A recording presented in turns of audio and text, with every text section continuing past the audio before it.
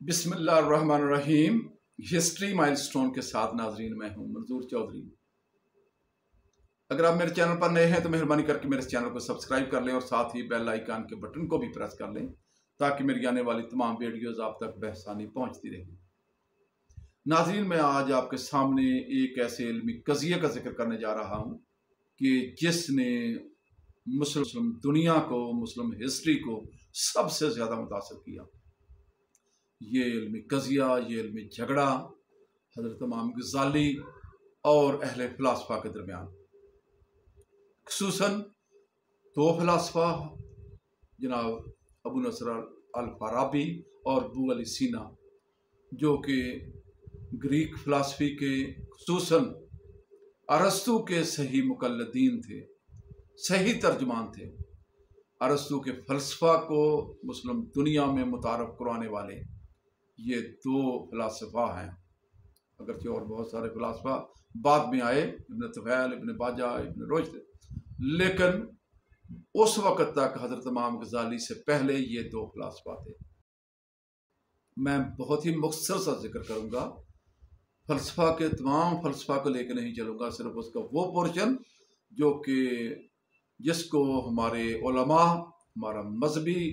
जो तबका है वो ये समझता था कि ये हमारे मुसलमानों के बुनियादी ईमानियात से टकराता है। वो था इलाहियात का फ़लसफ़ा, ज़ात बारी ताला से मुतल्लिक़, हकीकत उला से मुतल्लिक़ फ़लसफ़ा। उसके भी हज़रत इमाम गज़ाली ने अपनी किताब तहाफ़त अल फ़लासफ़ा लिख के अगरचे पूरे फ़लसफ़ा का रद्द किया और उसके ऊपर बहुत सारे एतराज़ात उठाए, लेकिन उन्होंने 20 एतराज़ात उठाए थे, लेकिन मैं सिर्फ उनमें से दो का जिक्र करूँगा। एक, अहले यूनान का ये मानना कि शायद ज़ात बारी ताला को जुज़ियात का इल्म, अगर देखा जाए तो ये हमारे अक़ीदा तौहीद से बराह रास्त टकराता है। तो दूसरा, कायनात के मुतल्लिक़ उनका ये अक़ीदा कि ये हमेशा से थी, हमेशा रहेगी, इसको तख्लीक नहीं किया गया। इसी के ऊपर हज़रत इमाम गज़ाली ने अपनी किताब तहाफ़त अल फ़लासफ़ा तहरीर करके इनके ऊपर ना सिर्फ एतराज़ात उठाए बल्कि मुस्लिम दुनिया को उन्होंने मशवरा दिया यूनानी जो उलूम हैं इनसे दूर रहो। ना सिर्फ फ़लसफ़ा से बल्कि उनके साइंसी उलूम, तिब्बियात हो, तिब हो, ट्रिग्नोमेट्री हो या इल्म हिसाब हो, इससे भी दूर रहा जाए। बहरहाल उन्होंने ये अपनी किताब तहरीर करके जहाँ हमें जो अक़ीदा तौहीद है उसको बचाने की कोशिश की, मुसलमान जो कि जिनके अक़ीदा तौहीद के ऊपर जो एतराज़ात या उनके जो सवालात उठाना शुरू कर दिए थे,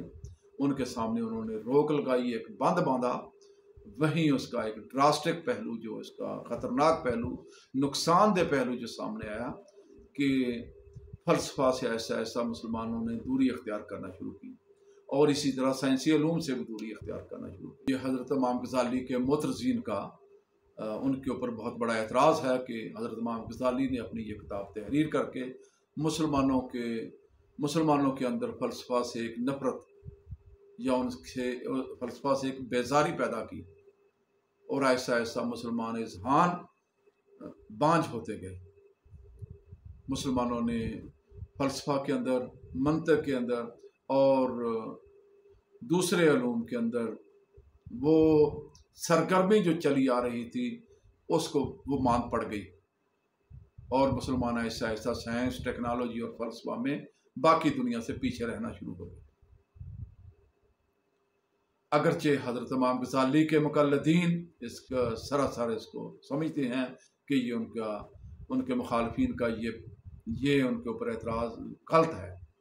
हज़रत इमाम गज़ाली ने तमाम फ़लसफ़ा का रद्द नहीं किया बल्कि फ़लसफ़ा के सिर्फ उस पोर्शन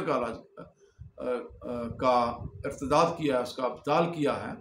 जो कि हमारी ईमानियात से टकराता है। और उलमा का यही काम है कि अगर बाहर से किसी किस्म की कोई इस तरह की सरगर्मी हो रही है या इस तरह का इल्म तख्लीक हो रहा है जो हमारे ईमान को कमज़ोर कर रहा हो, तो उसकी हिफाजत करना उलमा का काम है।